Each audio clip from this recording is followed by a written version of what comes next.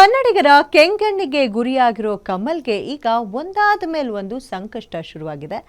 ಕಮಲ್ ಹೇಳಿಕೆ ಥಗ್ ಲೈಫ್ ಸಿನಿಮಾಗೆ ಕುತ್ತು ತಂದಿದೆ. ಕರ್ನಾಟಕದಲ್ಲಿ ಸಿನಿಮಾ ರಿಲೀಸ್ ಆಗೋದೇ ಡೌಟ್ ಅನ್ನೋ ಪರಿಸ್ಥಿತಿ ನಿರ್ಮಾಣ ಆಗಿದೆ. ಆದರೆ ಈ ಉದ್ವಿಗ್ನ ವಾತಾವರಣದ ನಡುವೆಯೂ ಥಗ್ ಲೈಫ್ ಪ್ರದರ್ಶನಕ್ಕೆ ಕರ್ನಾಟಕದ ಕೆಲವು ಥಿಯೇಟರ್ಗಳು ಮುಂದಾಗಿವೆ.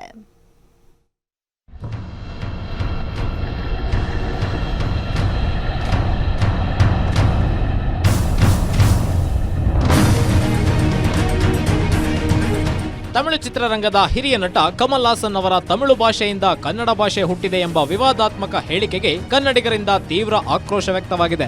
ಕ್ಷಮೆಯಾಚಿಸಲು ನಿರಾಕರಿಸಿರುವ ಕಮಲ್ ಹಾಸನ್ಗೆ ತಕ್ಕ ಪಾಠ ಕಲಿಸಲು ಕರ್ನಾಟಕ ರಕ್ಷಣಾ ವೇದಿಕೆ ಸೇರಿದಂತೆ ಕನ್ನಡ ಪರ ಸಂಘಟನೆಗಳು ಮುಂದಾಗಿವೆ. ಜೂನ್ 5ಕ್ಕೆ ಕರ್ನಾಟಕದ 100ಕ್ಕೂ ಹೆಚ್ಚು ಪರದೆಗಳಲ್ಲಿ ಬಿಡುಗಡೆಯಾಗಲಿರುವ ಕಮಲ್ ಹಾಸನ್ ಅವರ ಥಗ್ ಲೈಫ್ ಚಿತ್ರದ ಪ್ರದರ್ಶನವನ್ನು ತಡೆಯಲು ಈ ಸಂಘಟನೆಗಳು ಎಚ್ಚರಿಕೆ ನೀಡಿವೆ.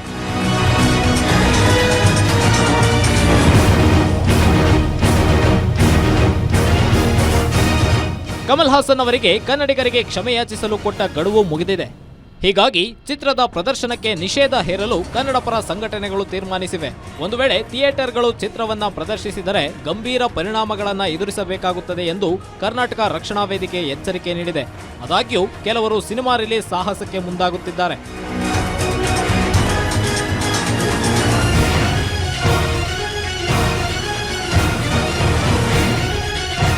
IPL ಇರುವ ಕಾರಣಕ್ಕೆ ಯಾವುದೇ ದೊಡ್ಡ ಸಿನಿಮಾಗಳು ರಿಲೀಸ್ ಆಗಿರಲಿಲ್ಲ. ಹೀಗಾಗಿ ದೊಡ್ಡ ಸಿನಿಮಾಗಳು ರಿಲೀಸ್ ಆಗೋದನ್ನೇ ಥಿಯೇಟರ್ಗಳು ಎದುರು ನೋಡ್ತಿದ್ರು.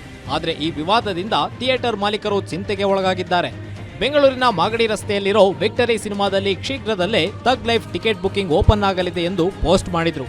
ಆದರೆ ಪೋಸ್ಟ್ ಮಾಡಿ ಕೆಲವೇ ಗಂಟೆಗಳಲ್ಲಿ ಬಣ್ಣ ಬದಲಿಸಿದ್ದಾರೆ. ಕರ್ನಾಟಕದಲ್ಲಿ ಸಿನಿಮಾ ರಿಲೀಸ್ ಆದ್ರೆ ಮಾತ್ರ ನಮ್ಮ ಚಿತ್ರಮಂದಿರದಲ್ಲಿ ಸಿನಿಮಾ ಪ್ರದರ್ಶನ ಕಾಣುತ್ತೆ, ಇಲ್ಲವಾದ್ರೆ ರಿಲೀಸ್ ಇಲ್ಲ ಎಂದು ಮತ್ತೆ ಪೋಸ್ಟ್ ಮಾಡಿದ್ದಾರೆ. ಸದ್ಯ ಈ ವಿವಾದ ಯಾವ ಸ್ವರೂಪ ಪಡೆದುಕೊಳ್ಳುತ್ತೆ, ಕನ್ನಡಿಗರು ಶಾಂತವಾಗಿ ಈ ವಿಷಯ ಕೈಬಿಡ್ತಾರೋ ಅಥವಾ ಹೋರಾಟ ಮುಂದುವರಿಸ್ತಾರೋ ಕಾದ್ ನೋಡಬೇಕಿದೆ.